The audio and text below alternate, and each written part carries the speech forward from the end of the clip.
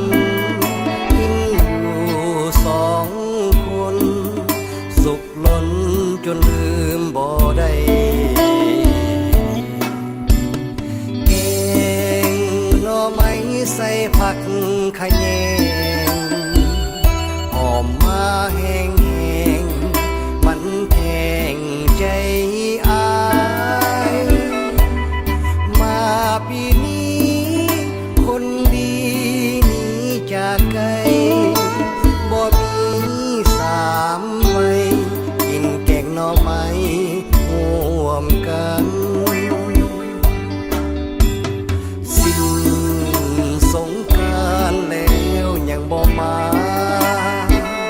คอยน้องแก้วตานั้นมาสัมพันธ์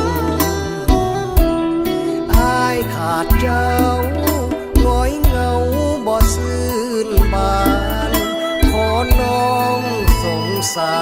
รเถิดตาหวานเห็นใจ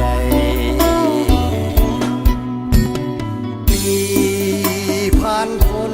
น้ำมนต์บ่ตาวคิดถึงเมื่อข่าวสองเฮาเคยแกงหน่อไม้คืนเดือนเพ็ญเป็นแสงส่องใสเมื่อคืนเดือนงายปีนี้อายบ่มีน้อ